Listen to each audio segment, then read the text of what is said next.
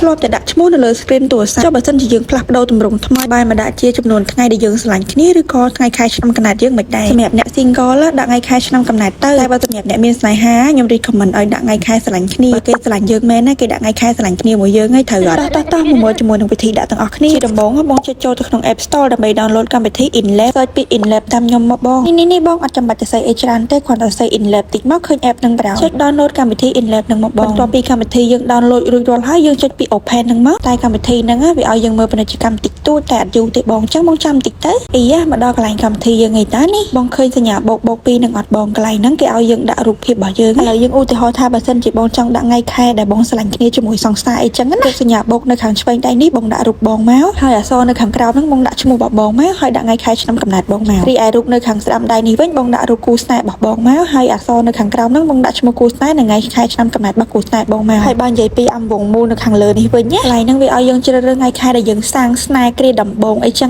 ណាបងចូលជ្រើសរើសថ្ងៃខែដែលបងសាងស្នេហ៍មកបងហើយអានេះជាថ្ងៃខែដែលខ្ញុំគ្រាន់តែឧទាហរណ៍ឲ្យបងទាំងអស់គ្នាមើលទេបន្ទាប់ពីយើងស្រែស្រង់ថ្ងៃខែដែលយើងសាងស្នេហ៍រួចរាល់ហើយបងចេញមកក្រៅសិនមកបងហើយបងអោយក្រង់ពីលើចុះមកក្រោមចុចស្កត់ទៅលើ screen របស់យើងឲ្យជាប់ចុចទៅលើពាក្យ customize ចុចទៅលើ lock screen ចុចដកទៅលើឈ្មោះកញ្ចាស់របស់យើងចោលសិនមកហើយបងចុច add កម្មវិធីថ្មីហើយកន្លែងនេះបងអស់មករក app InLab បងចុចទៅលើ app InLab ហើយវាមានពីរជម្រើសឲ្យយើងជ្រើសរើសហ្នឹងបើសិនជាបងស្រឡាញ់មួយណាបងដាក់មួយហ្នឹងមកតែសម្រាប់ខ្ញុំស្រឡាញ់ទម្រង់បែបនេះស្អាតណាបងពេលដាក់ចឹងទៅខ្ជូតប្រោយហើយសម្រាប់ចំនួនថ្ងៃនៅលើហ្នឹងគឺវាប្រែប្រួលរហូតវាកើនរហូតមកបងតោះគ្នាបងស្រឡាញ់គ្នាកាន់តែយូរថ្ងៃខែកាន់តែយូរទៅតាមនឹងដូចគ្នាភាពមួយហ្នឹងមានតែប៉ុណ្្នឹងឯងបងអញ្ចឹងបើសិនជាគេស្រឡាញ់យើងមែនណាគេដាក់ថ្ងៃខែដែលគេស្រឡាញ់គ្នាជាមួយយើងដាក់នៅលើហ្នឹងឲ្យយើងឃើញហើយ